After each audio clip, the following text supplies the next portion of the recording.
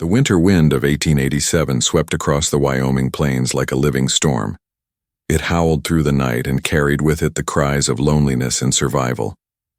At the quiet train station in Cheyenne, a young woman sat shivering on a wooden bench. Her breath rose in faint white clouds as she clutched a small worn bag close to her chest. Inside it were her last $3, a faded photograph, and the few pieces of hope she had left in the world. Her name was Elizabeth Montgomery, though most called her Libby. Once she had been a nurse in Philadelphia working long hours at a charity hospital.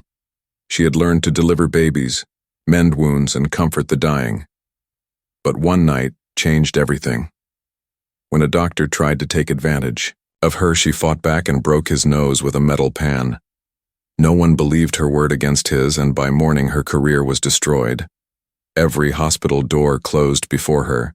Her name was whispered with shame and lies she had done nothing to deserve with. What little money she had, Libby bought a ticket heading west. She believed that in the untamed land beyond the mountains, a person could start over. For days, she traveled until her coins ran out in the rough town of Cheyenne. The boarding house turned her away when she could not pay for another night. Now she sat alone in the freezing station. Her thin shawl offered no warmth. Her fingers had gone numb and her lips had turned pale blue. The last train east had gone hours ago, and the next would not come until morning. She began to wonder if she would live to see the sunrise. Snow drifted through the cracks in the station walls. Her small leather medical bag sat beside her like the last memory of a life that once made sense. It held her tools, her medicines, and her certificates from the hospital back east. When she could no longer feel her toes, she thought of her mother's voice long ago, telling her that hope was a fire. One must guard even in the darkest storm. Then she heard it, the steady rhythm of hooves on frozen ground. Through the swirling white snow, a shadow appeared. A tall man on a black horse rode out of the blizzard. He was wrapped in a heavy coat, his hat pulled low against the wind. When he dismounted and stepped through the station door, the cold rushed in behind him. "Evening, miss," he said, tipping his hat with a voice deep and calm. Mighty cold night to be out here alone. Libby tried to answer, but her teeth chattered too hard. She managed a small nod and looked up into the face of the stranger. He was perhaps 30 years old, with dark hair touched by frost and eyes that seemed to hold both strength and kindness. He set his gloves aside and spoke again with quiet warmth. "Name is Jackson Thornton, though most call me Jack. I own the Double T Ranch about 20 miles north of here. I was heading home from town when I saw you through the window." His coat still carried the scent of leather and pine. He looked at her bag, then at her worn but proper clothing. "You a doctor, Miss Nurse Libby?" whispered between trembling lips Elizabeth Montgomery from Philadelphia. Jack nodded slowly, understanding more than her words could say. A trained nurse was rare in these parts, rarer than gold. He studied her pale face, and the way her shoulders shook. "You are going to freeze if you stay here any longer," he said. "This place has no heat and the storm is growing worse. Let me take you somewhere safe and warm." Libby hesitated. She had learned not to trust strangers, but something in this man's tone made her believe he meant no harm. There was gentleness behind his confidence. "I have no money for a hotel," she whispered. "That is not your concern tonight," Jack said firmly. "What matters now is keeping you alive." He took off his heavy coat and wrapped it around her shoulders. It was still warm from his body and smelled faintly of horse and wood smoke. The sudden heat made her gasp. "Can you stand?" he asked. Libby tried, but her legs gave way beneath her. Without another word, Jack lifted her into his arms. Her head rested against his chest, and she could hear the steady beat of his heart through the storm. "The hotel is just across the street," he said. "We will get you warm, fed, and safe. Then you can tell me how you came to be out here in this weather." As he carried her through the snow, Libby closed her eyes. For the first time in months, she felt safe. She did not know this man, but somehow she trusted him. Maybe it was the way he spoke. Maybe it was the kindness she had longed to see in anyone's eyes. The Cattleman's Hotel was the finest in Cheyenne. When Jack walked through its doors carrying a nearly frozen woman, every head turned. The clerk hurried forward, asking what had happened. Jack answered simply, "Found. Her at the station near frozen to death. Get me your best room, bring blankets, hot food, and coffee, and send for the doctor if he is still in town." He carried her upstairs himself, ignoring the whispers behind them. Inside the room, a fire burned weakly, in the hearth. He set her gently in a chair by the flames, then knelt to feed the fire until it roared to life. "Your clothes are wet," he said softly. "We will have some dry ones sent up soon. You must drink something warm first." A knock at the door brought coffee and blankets. Jack poured a cup and handed it to her with hands that were strong yet careful. "Drink slow," he told her. "Too much heat too quickly can do more harm than good." Libby sipped the coffee and warmth spread through her body like sunlight. Returning after a long winter, she studied the man before her. "You seem to know about medicine," she said quietly. "A little," he replied with a small smile. "Out on the ranch. You learn what you must. Men get hurt, animals fall sick, and the nearest doctor can be 100 miles away." They sat together before the fire as the storm howled beyond the windows. Jack asked how she came west, and Libby told him about the hospital, about the man who had tried to ruin her, about losing everything except her pride and her will to survive. When she finished, there was silence between them. Then Jack spoke, his voice firm and certain. "Out here we judge a person by what they do not, by the lies told about them. A woman with your courage and skill is worth her weight in gold in this land." For the first time since she had left home, Libby smiled faintly. The firelight danced across their faces. Outside, the storm raged on. But inside the quiet room, something gentle had begun to thaw. The fire crackled softly as warmth slowly returned to Libby's hands. Jack sat across from her, his eyes steady and calm. For a long time, neither spoke. The silence between them felt peaceful. Then came a gentle knock on the door. A maid entered carrying clean clothes folded neatly in her arms. "Mrs. Patterson from downstairs sent these, miss," she said. "She thought you might need something dry and warm."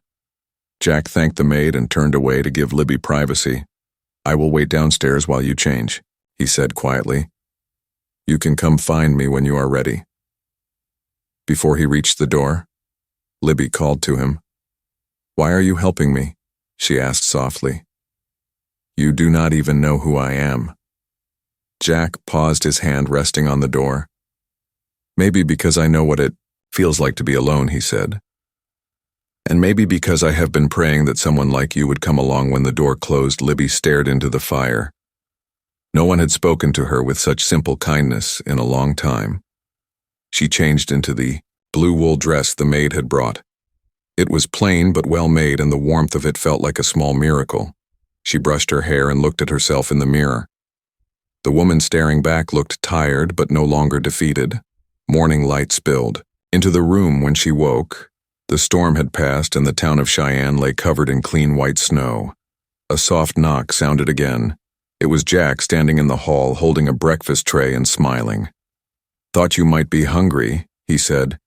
"How? Are you feeling better than I have in weeks?" she answered.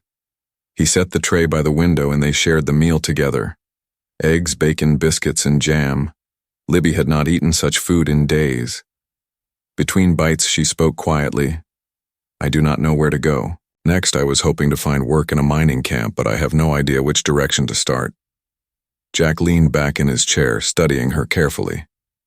"Those camps are rough places for a woman alone," he said. "Dangerous, too." "I can take care of myself," Libby replied with quiet strength. Jack nodded. "I do not doubt that, but maybe there is a better way." He hesitated, then continued. "I run a large ranch north of here, nearly 50,000 acres and 60 men working through every season. Most days, someone ends up hurt. Broken bones, burned snake bites, all kinds of injuries. We could use a nurse, someone who knows what she is doing. If you would consider it, the job is yours." Libby stared at him, not sure she had heard right. "You are offering me work." "A fair wage and a warm home," he said. "You would have your own cabin near the main house and a steady place among good people. Cookie, our cook, and his wife Martha would see that you are well cared for." It sounded like a dream too good to be true. What would You expect in return, she asked. Only honest work, Jack replied. Care for my men when they are hurt, help with the livestock when they birth, teach some of the hands simple care. Nothing more than that. Libby watched his face in the golden light of morning. His eyes held no trace of deceit. You would expect nothing else, she asked quietly. Jack smiled a little. If anything personal ever grew between us, it would be by choice, not obligation. You have my word.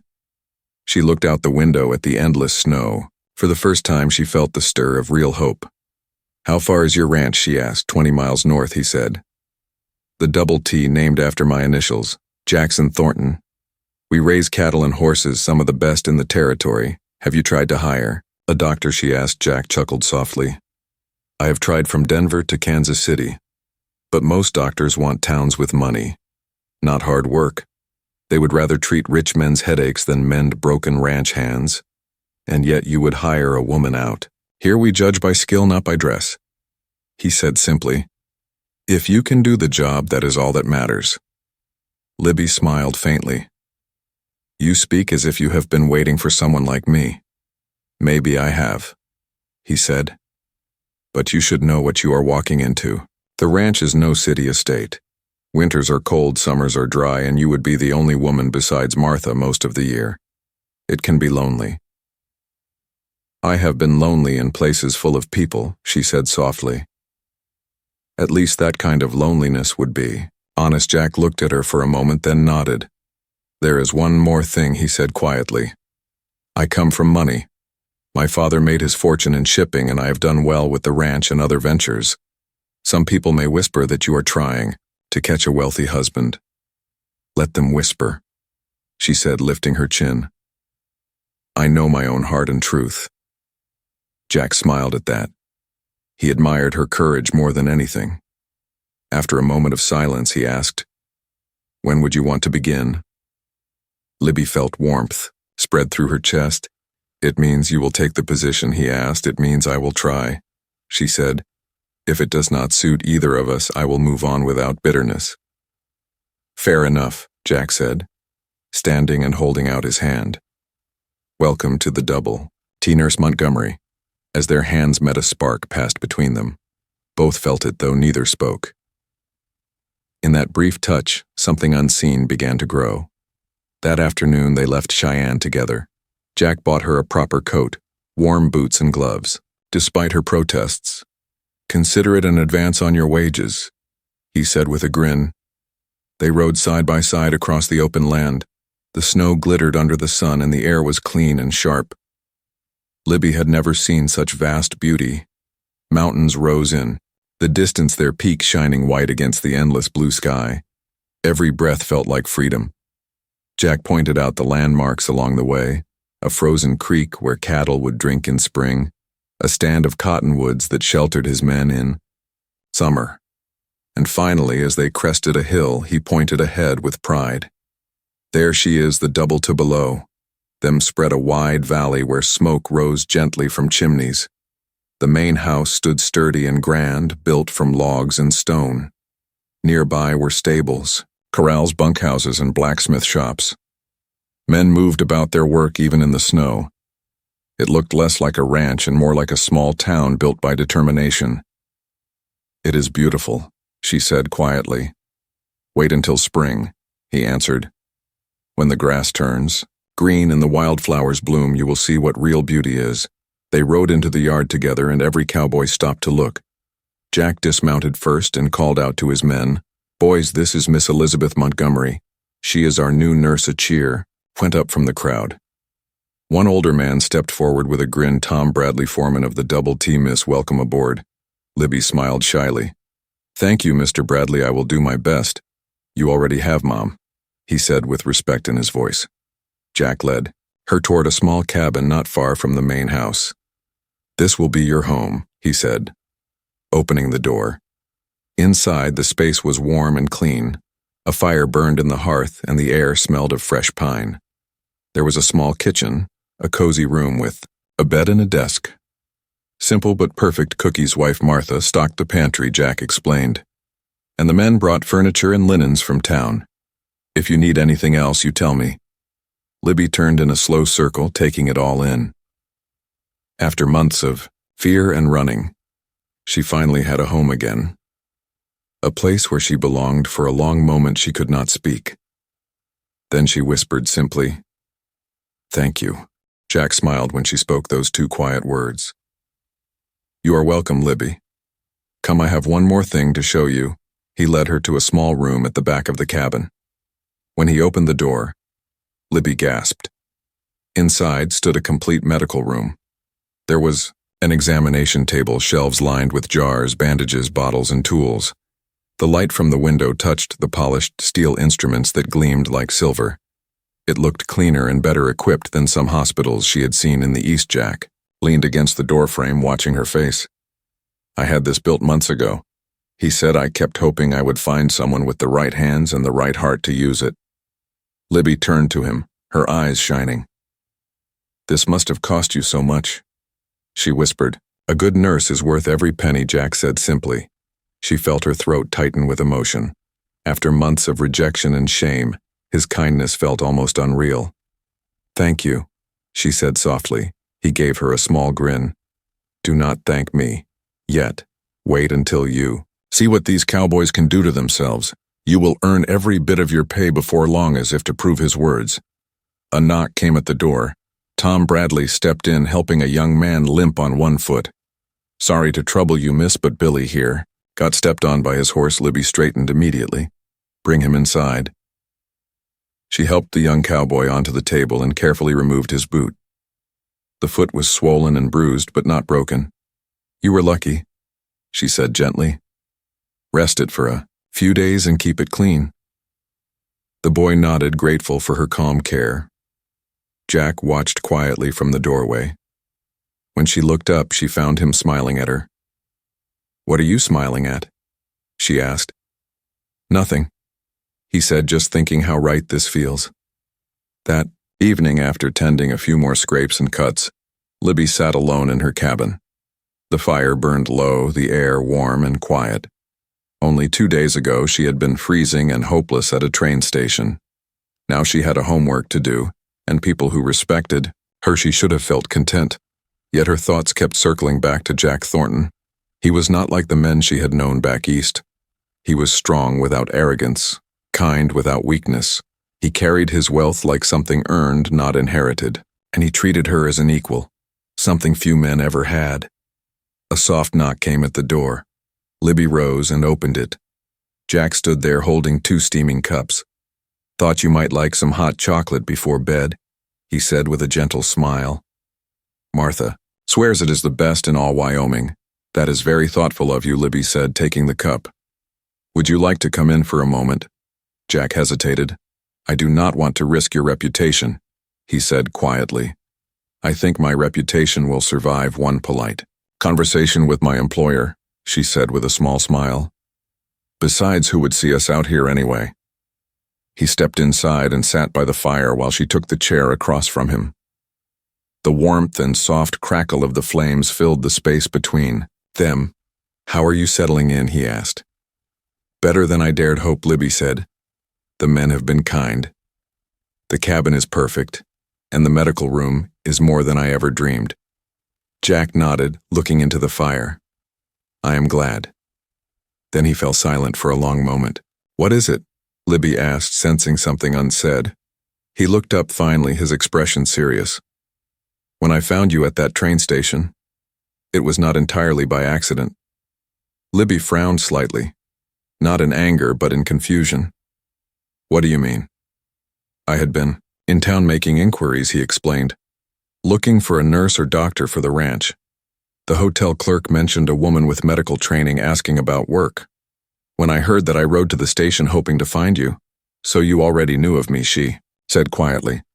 "I knew someone like you was expected on the evening train, but I did not know who. I did not know your story until I saw you there." In the cold, Libby looked into her cup, then back at him. "Why did you not tell me earlier?" "Because I wanted you to accept the job for what it was, not because you felt you owed me anything." She studied him for a moment, then nodded slowly. "That makes sense," she said. "Is there anything else I should know?"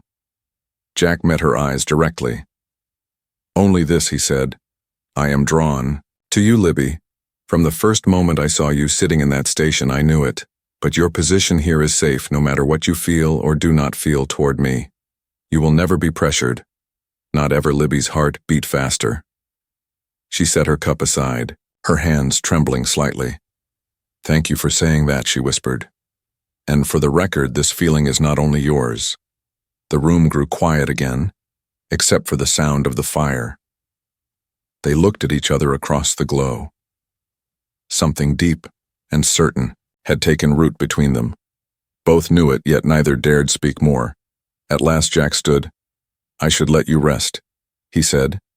Tomorrow, Martha will show you the kitchen gardens, and you can meet the rest of the crews. He reached the door. Libby called softly, Jack. He turned. Thank you for everything, she said. I have not felt this hopeful about life in a very long time. Neither have I, he said.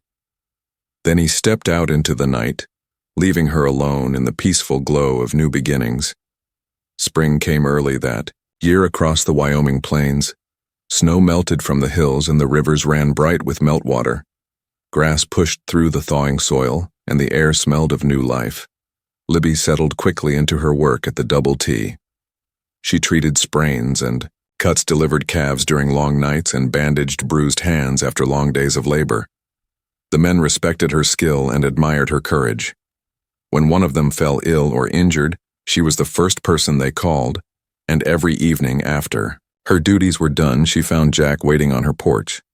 They would sit together beneath the fading light, sharing quiet conversation and laughter.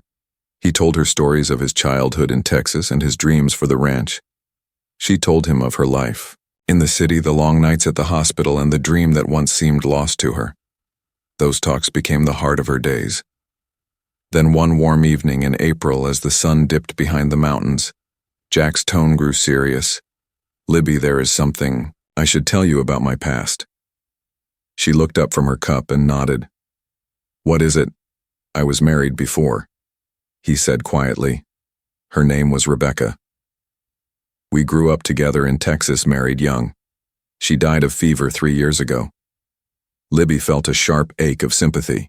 I am so sorry, she said gently. Jack nodded, staring out across the fields. She was kind and gentle, he said. But she was different from you. You are strong, brave, and unafraid to fight for what is right. I have come to care for you deeply. Libby. Her breath caught at his words. Jack, it is too soon, she said softly.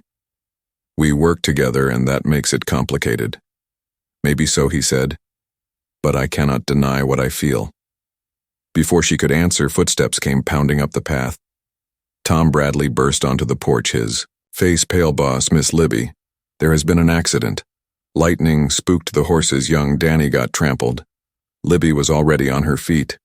Where is he? In the bunkhouse. Tom said he is hurt. Bad. Jack ran to saddle a horse to fetch the doctor, but Libby stopped him. There is no time, she said. I will do what I can right now. Inside the bunkhouse, the sight was grim. Danny lay unconscious, his chest crushed, his breathing shallow. Libby set her jaw and took charge. Clear this table, she ordered. I need hot water, bright light, and clean sheets. Tom, I need your help. Should we wait for the doctor? Tom asked. If we wait, he dies, she said firmly. For 3 long hours, Libby worked, her hands steady, her voice calm. She cleaned and set bones, stopped the bleeding, and breathed for the boy until his body began to fight again. When at last she stepped back, her face was pale, but her eyes were steady. He will live, she said. The room erupted in relief. When the doctor arrived later, he examined the boy and shook his head in admiration. Your nurse here did the work of a surgeon, he said, as good as any man in Denver. Jack stood by the doorway, his eyes filled with pride. That night, as they sat on her porch under a full moon, he finally spoke. What you did was incredible. Libby, you saved that boy's life. It was nothing more than duty, she said softly. No. Jack said it was everything. And it is why I love you. Libby froze, then looked up at him. Her heart swelled, and her voice trembled when she answered, I love you too. Jackie reached for her, and their lips met under the vast Wyoming sky. It was a kiss full of promise and quiet strength. When they finally pulled apart, he smiled. "Marry me, Libby," he said. "I know it is sudden. I know it is complicated, but I cannot imagine life without you. You do not have to answer now," he added gently. "Just promise you will think about it." "I will," she whispered, though in her heart she already knew her answer. Word of Jack's proposal spread quickly across the Double T Ranch. The cowboys whispered it with smiles and quiet cheers. Even the toughest men had grown to care for the woman who had healed their wounds and won their respect. Tom Bradley, the foreman, who had once doubted her, was the first to speak proudly. "Never seen the boss this happy," he said with a grin. "You are good for him, miss. Good for all of us." By early summer, the wedding plans were underway. June sunlight spilled golden across the wide Wyoming plains, and the ranch buzzed with excitement. People came from miles around, cowboys from neighboring ranches, townsfolk from Cheyenne, even businessmen from Denver. They all gathered to witness the union of the millionaire rancher and the brave nurse who had saved so many lives. On the morning of the wedding, Libby stood before the small mirror in her cabin. Her dress was ivory silk sent all the way from San Francisco. Martha had woven wildflowers from the prairie into her hair. For a moment, Libby hardly recognized the woman staring back.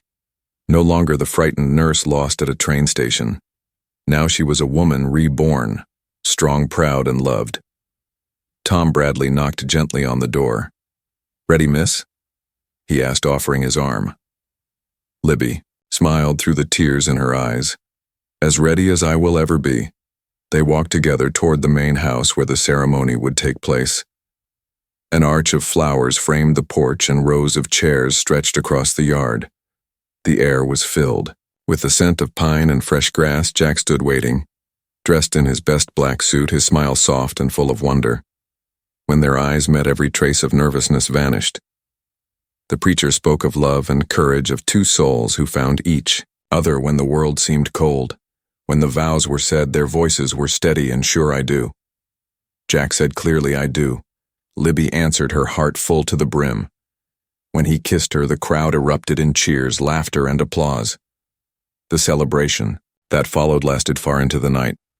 Cookie prepared a feast of roasted beef, fresh trout, vegetables, and a tall wedding cake brought carefully from Denver.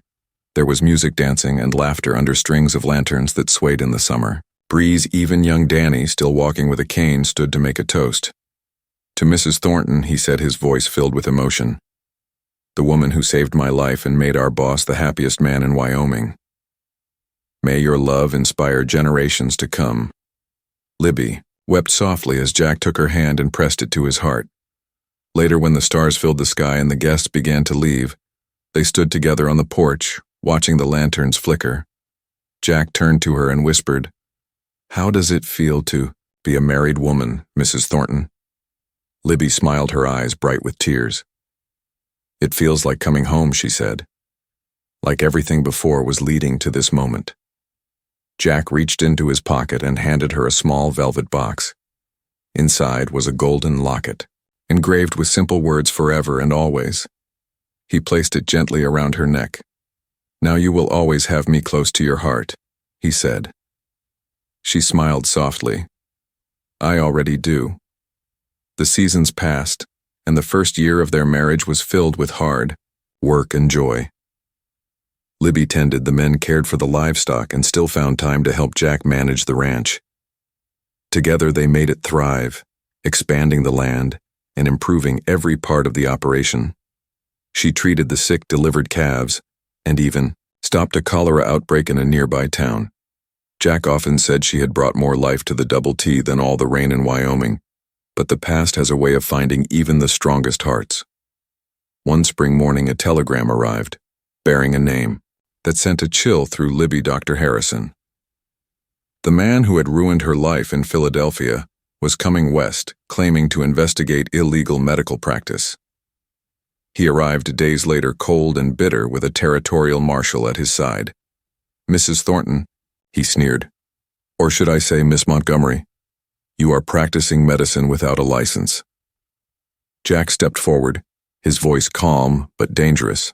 "My wife is a trained nurse with certificates to prove it." Harrison smiled cruelly. "Meaningless," He said, if she was dismissed for moral disgrace. Did you tell your husband about your behavior back east, my dear? Libby met his gaze without fear. I told him about a coward who tried to harm me and got his nose broken for it, she said.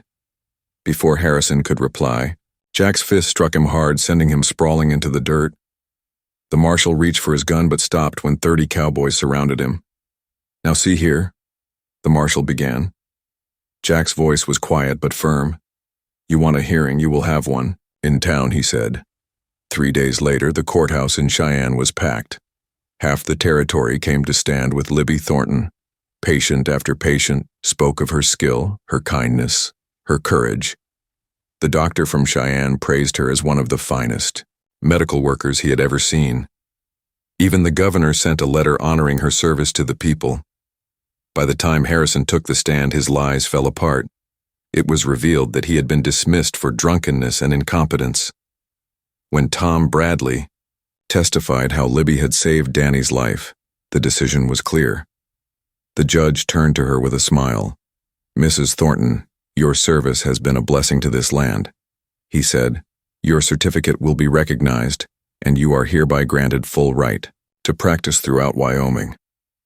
As for Dr. Harrison, I suggest you leave before these good people decide to escort you out themselves. The room erupted in cheers. Jack lifted Libby into his arms and spun her around, laughing. It is over, he whispered. He can never hurt you again. Together they walked out of that courthouse hand in hand, stronger than ever. Years rolled by and their love only deepened. By 1892, Jack and Libby Thornton had become one of the most respected couples in the territory. The Double T had grown to over 100,000 acres. Their cattle and horses were known across the West, but their true legacy was their kindness. Libby built the first real hospital in Cheyenne, and a school for nurses. Jack helped build towns, railroads, and schools for ranch families. The little settlement near their ranch grew into a thriving town called Thornton, Wyoming.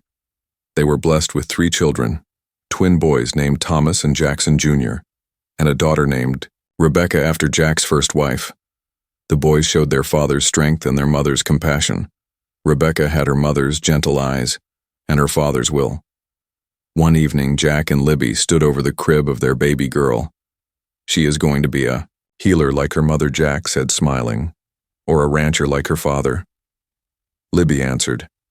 Maybe both, Jack said softly.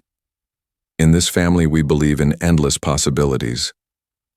Years later, when historians wrote of the early days of Wyoming, they always told the story of Jack and Libby Thornton. Visitors came from across the country to see the old train station where their story began. They walked the grounds of the Double T Ranch, now a museum. They read the plaque in the Cheyenne Museum that said Jack and Elizabeth Thornton, proof that love can conquer all. And on the hill overlooking the ranch, 2 headstones stand side by side under the endless Wyoming sky. Jack passed in 1923 at the age of 86. Libby followed 3 months, later unable to live without him. Their children buried them together hand in hand, just as they had lived. The stone reads forever and always, a love that made history. And so their story lives on. The tale of a cowboy who found a freezing nurse at a train station and discovered that sometimes the greatest treasures are found in the most unexpected places. Their love became legend, carried by the wind across the wide open plains of Wyoming. A reminder that in the land of endless horizons, the heart always finds its way home.